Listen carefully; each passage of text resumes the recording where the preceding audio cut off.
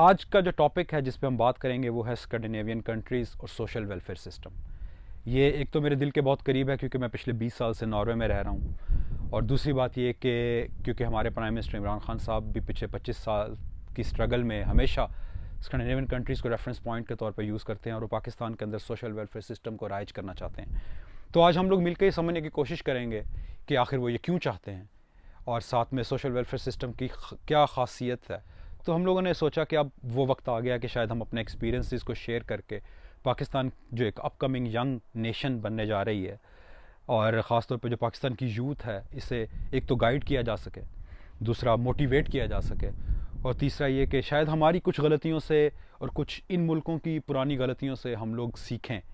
क्योंकि जो successful Nations, successful लोग और सक्सेसफुल लीडर्स होते हैं वो हमेशा दूसरों की गलतियों से सीखने की कोशिश करते हैं। हम लोगों ने तो खैर अपनी गलतियां भी बहुत सारी की। अगर हम लोगों ने अपना रास्ते का तयन अभी ना किया और ये डिटर्मिन ना किया कि हम एज अ नेशन क्या चाहते हैं, तो हमारी स्ट्रगल आने वाले वक्त में पिछले स्ट्रगल से भी ज़्यादा मुश्किल हो सकती है। हम लोगों ने कोशिश करनी है कि हम इसे अवॉइड करें। नॉर्वे, स्वीडन, डेनमार्क जो कि स्कैंडिनेवियन कंट्रीज़ हैं, लेकिन इसमें मैं डिटेल में ज़्यादा नॉर्वे की जाऊँगा क्योंकि एक तो ये कि ये सबसे ज़्यादा सक्सेसफुल कंट्री है और दूसरी बात ये है कि सबसे ज़्यादा रिचेस्ट कंट्री भी है। इनकी थोड़ी सी हिस्ट्री की तरफ चलते हैं। इनका ऑयल बूम तो 1966 में आया, लेकिन उससे भी पहले चलते हैं। ये वाइकिंग कंट्रीज़ थे। इन लोगों की हिस्ट्री जो है वो फुल ऑफ ब्लड शेड है अगर आप पढ़ें तो किसी भी लिहाज से ये आइडियल नेशन नहीं थी। ख़ासतौर पर डेनमार्क और नॉर्वे जो एक ही किंगडम का हिस्सा थे, ये लोग ट्रेडिशनली बहुत ही ब्रूटल लोग थे। हम लोग 40 साल के स्टेटस को से निकले हैं।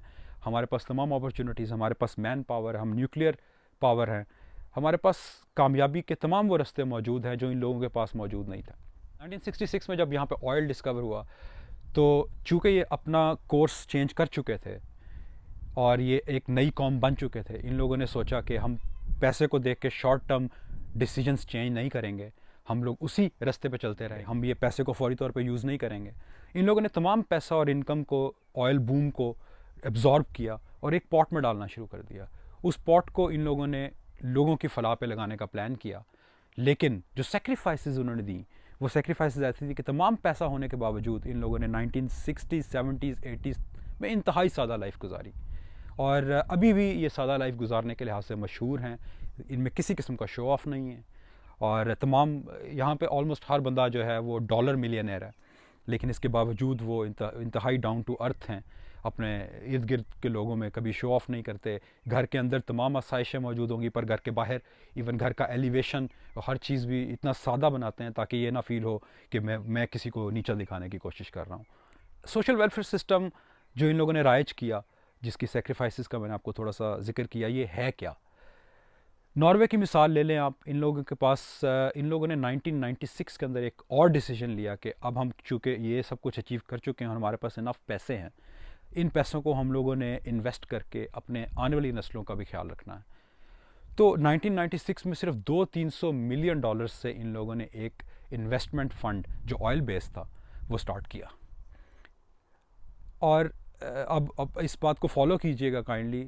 सिर्फ 24 साल बाद आज हम यहाँ पे खड़े हैं और नॉर्वे का जो इन्वेस्टमेंट फ़ंड है वो 2019 के अंदर ऑलरेडी दुनिया का सबसे बड़ा इन्वेस्टमेंट फ़ंड बन चुका था। तो अगर आप इसे 5.1 मिलियन की पॉपुलेशन पे डिवाइड करें तो आप सोच सकते हैं कि हर इंसान यहाँ पे डॉलर मिलियनर है। लेकिन इसके बावजूद एक और सेक्रीफाइस जो आपको बताना बहुत ज़रूरी है, क्योंकि ये सब चीज़ें सुनने में बहुत फैसिनेटिंग और अमेजिंग लगती हैं, लेकिन इसके पीछे का जर्नी बहुत ज़रूरी है। अनफॉर्चुनेटली पाकिस्तानी एक ऐसी कौम बन चुके हैं हम लोग, जिसमें हम भी शामिल हैं, कि हम लोग we want the destination without the journey. ऐसे होता नहीं है। हम लोगों को अब कुछ डिसीजंस लेने पड़ेंगे क्योंकि जैसे मैंने बोला कि जियोपॉलिटिकल सिचुएशन हमारे रीजन की और साथ में पूरे ग्लोब की चेंज हो रही है। ये कोरोना वायरस के बाद तो ख़ास तौर पे आप लोगों को बहुत सारे इंडिकेशंस मिल रहे होंगे। हमें आने वाले कल के लिए प्रिपेयर होना पड़ेगा। हमें कुछ छोटे छोटे शॉर्ट टर्म डिसीजंस को छोड़ के medium and long term decisions की तरफ जाना होगा। हर हफ्ते 2 हफ्ते के बाद हम एक ऐसा टॉपिक चुनेंगे जिसमें हम लोगों को एक इनफ नॉलेज है और उसके ऊपर रिसर्च करके हम आपके सामने फैक्ट्स लेके आएंगे, क्योंकि we are living in the middle of the action. यहाँ पे हम लोगों को हम ये देख सकते हैं कि फर्स्ट वर्ल्ड कंट्रीज़ और नॉर्दर्न यूरोप इस आने वाले वक्त को कोप करने के लिए किस तरीके से तैयारी कर रहा है। बहुत सारे रीजनल अलाइंसेस, ग्लोबल अलाइंसेस टूटने वाले हैं। बहुत सारे नए अलाइंसेस बनने वाले हैं, बहुत सारी पार्टनरशिप्स टूटने वाली हैं, बहुत सारी नई पार्टनरशिप्स बनने वाली हैं, करेंसी वॉर्स का भी ख़दशा है। और इस तमाम टाइम पे हम लोगों को अपनी जगह और अपना मुकाम हासिल करने के लिए कुछ डिसीजंस लेने पड़ेंगे।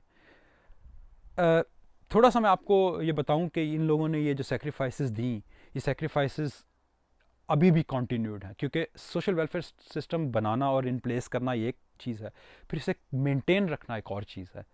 आपको ये सुन के शायद हैरत हो कि हम लोग जो इतना बड़ा, दुनिया का सबसे बड़ा इन्वेस्टमेंट फ़ंड जिसको ओन करते हैं, हम लोग फिर भी दुनिया की top 5 highest tax paying Nations में हैं।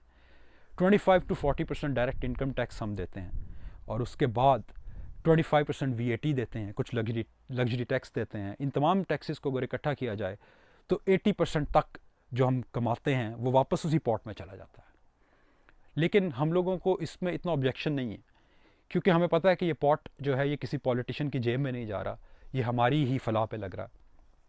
तो आपको एक छोटी सी एग्जांपल देता हूँ। लेट्स से कि if I am feeling unwell, मैं एक डॉक्टर के पास जाता हूँ कंसल्टेशन के लिए, तो 20% मुझे फिर भी अपनी जेब से देना पड़ेगा और 80% गवर्नमेंट देगी। उसकी वजह यह है कि उन्हें पता है कि मैं फाइनेंशियली स्टेबल हूँ, मेरी एक अच्छी इनकम है, मुझे इससे ज़्यादा सपोर्ट की ज़रूरत नहीं है। लेकिन खुदा न खास्ता अगर कोई इससे वीकर पोजीशन में है तो उसके लिए लॉस थोड़ा डिफरेंट है। लेकिन एट द सेम टाइम इस फाइनेंशियल स्टेबिलिटी के बावजूद अगर मैं किसी सीरियस इलनेस का शिकार हो जाता हूँ जो लाइफ थ्रेटनिंग है, तो फिर हर चीज़ फ्री है। उसके लिए चाहे 10-15 करोड़ लगें उसके इलाज के लिए, या रोज़ की मेडिसिन 1 लाख रुपए की हों, ये सारी ज़िंदगी मुझे देंगे। ये वो चीज़ें हैं जो एक सोशल वेलफेयर सिस्टम अचीव करता है एक छोटी सी, एक 5 से 10 साल के अरसे की सेक्रीफाइस देने के बाद। कहा जाता है कि अगर ये लोग कलमा पढ़ लें तो ये ऐन इस्लाम के मुताबिक हैं। हम लोगों को इसके बारे में सोचना चाहिए। ये सिस्टम हमारे मुल्क की ज़रूरत है, इसमें कंट्रीब्यूट कीजिए। कंट्रीब्यूट कैसे कर सकते हैं? इसमें छोटी छोटी अपनी आदतें चेंज करके कंट्रीब्यूट कर सकते हैं। जैसे हम लोग 90% ऑफ आवर टाइम वेस्ट कर रहे हैं इस चीज़ों में कि हॉलीवुड और बॉलीवुड के लेटेस्ट ट्रेंड्स क्या है, या उनके सुपरस्टार्स का लाइफस्टाइल क्या है, या वो किसको डेट कर रहे हैं या किसके साथ इंगेज्ड हैं। हमारी अपनी इस्लामिक हिस्ट्री, हमारा गोल्डन इरा जो 15वीं सदी तक रहा, उसके बारे में हमें बहुत ही लिमिटेड नॉलेज है। जनरल नॉलेज भी हमारा बहुत ही लिमिटेड है कंपेयर टू द वेस्टर्न और फर्स्ट वर्ल्ड कंट्रीज़, और जियोग्राफी का नॉलेज भी हमारा बहुत लिमिटेड है। अगर हम लोग 90% टाइम अपना व्हाट्सएप की वीडियोस को फॉरवर्ड करने में या फैसलाबादी जुगतें देखने में लगा देंगे, माइंड ना कीजिएगा, इसे पर्सनल मत लीजिएगा, क्योंकि मैं ख़ुद भी फैसलाबाद में ही पैदा हुआ हूँ। लेकिन इसका कहने का मकसद सिर्फ ये है कि ये 90-10 बैलेंस जो है ये बहुत अनफेयर बैलेंस है। अगर हम एक कौम बनना चाहते हैं, एक कमिटमेंट अपने आप के साथ आज इस वीडियो के बाद कर लें तो मेरे ख्याल में हम बहुत कुछ अचीव कर सकते हैं। वो ये कि एक दिन में 10 से 15 मिनट काइंडली आप नॉलेज बेस्ड रिसर्च के ऊपर डेडिकेट कीजिए। कोई ऐसा वर्ड जो आपने नया सुना जिसका आपको पहले नहीं पता था, कोई ऐसी टर्म आपने सुनी है, कोई ऐसी स्टेटमेंट सुनी है, उसको रिसर्च कीजिए। जानने की कोशिश कीजिए कि फर्स्ट वर्ल्ड कंट्रीज़ और ये जो सक्सेसफुल नेशंस हैं इनका जर्नी क्या था और आजकल ये कौन सा डिसीजंस ले रही हैं। अगर आप ये 10 से 15 मिनट अपनी लाइफ के इस चीज़ पे डेडिकेट कर दें तो आहिस्ता आहिस्ता हमारी as a nation nature change हो जाएगी, हमारा नॉलेज बहुत वास्ट हो जाएगा और हम आने वाले वक्त को बहुत बेहतर तरीके से टैकल कर सकेंगे। अपने आप से ये प्रॉमिस कीजिए, मेरे से प्रॉमिस बेशक ना कीजिए क्योंकि आप अभी मुझे नहीं जानते, लेकिन इंशाल्लाह कोशिश ये रहेगी कि आने वाली वीडियोस में हम एक दूसरे को बहुत बेहतर जान सकें। हम अपने जर्नीज़ और अपनी सक्सेस स्टोरीज़ आपके साथ शेयर करते रहेंगे और आपका फीडबैक हमारे लिए बहुत इंपॉर्टेंट होगा। So until next time, thank you very much.